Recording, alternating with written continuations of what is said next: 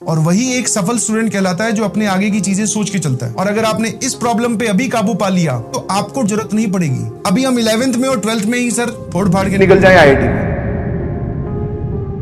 तो आपके लिए बिगेस्ट प्रॉब्लम जो होगी, दैट इज बिगेस्ट प्रॉब्लम होगी सर, आप किसी भी क्लास 12th के स्टूडेंट को पकड़ लो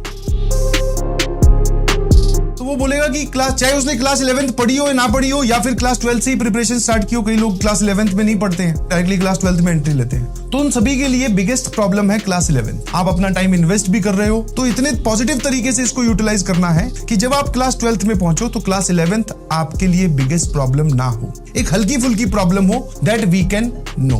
क्योंकि जब आप क्लास 12th में जाओगे तो आप इससे थोड़े से ज्यादा प्रेशराइज्ड होंगे, क्योंकि उसमें क्लास 12th में आपको सिलेबस भी जेईई का भी कवर करना है और कहीं ना कहीं आपके बोर्ड्स भी हैं, आपको बोर्ड्स में भी 75% से ऊपर स्कोर करना है। तो थोड़ा हमारा सिचुएशन सर 11th वाली क्लास के मुकाबले 12th में ज्यादा प्रेशराइज होगा।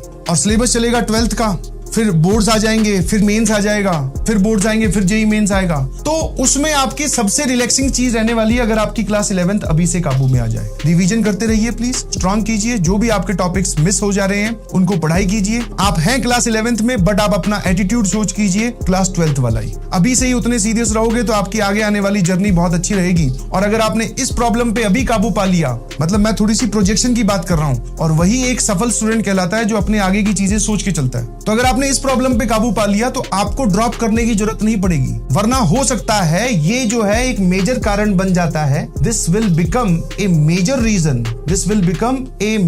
Reason for drop. 12th में फिर आपको ड्रॉप लेने की फील आएगी कि यार एक साल और पढ़ना पड़ेगा। तो मेरे ख्याल से अगर आप थोड़ी सी कैलकुलेशन करें तो आपने 11th में प्रिपरेशन की, 12th में प्रिपरेशन की, प्रिपरेशन हल्की फुल्की रहेगी, फिर आप वापस ड्रॉप में आए। ये सिचुएशन ज्यादा खतरनाक है या ज्यादा आरामदायक है, या फिर अभी हम 11th में और 12th में ही सर फोड़ फाड़ के निकल जाए IIT में? कौन सी सिचुएशन ज्यादा आरामदायक है? ऑब्वियसली सर ड्रॉप में करोगे तब भी आपको पढ़ना पड़ेगा। तो अभी से ही प्लीज रिवाइज कीजिए, बार बार नोट्स पढ़िए, प्लीज चीजों को दिमाग में ताजा रखिए, PYQ सॉल्व कीजिए, जो भी मॉड्यूल आपके पास में है क्वेश्चन प्रैक्टिस कीजिए, उसके साथ इन्वॉल्व रहिए, पैरेलल में रहिए। किसी भी तरीके से बैकलॉग रैंडम कारण की वजह से मत आने दो कि हाँ बस पढ़ने की इच्छा नहीं हो रही इसलिए बैकलॉग हो गया। नहीं भाई, 11th 12th एक साथ निपटानी है सर, हमें ड्रॉप का बिल्कुल सोचना भी नहीं है। और ये तभी होगा जब आपकी क्लास 11th एकदम काबू में हो, क्योंकि जस्ट एक साल बाद में इस सिनेरियो में आपके लिए सबसे बड़ा सिरदर्द ये बना होगा। और अभी आपके पास में टाइम बहुत है, तो मैं आपको फिर बोल रहा हूँ, please be very conscious about this. Class 11th पे एकदम 100% काबू पा लो। जो आपका रेगुलर करिकुलम है उसको शिद्दत से फॉलो कीजिए, क्लास मत मिस कीजिए, बैकलॉग मत होने दीजिए,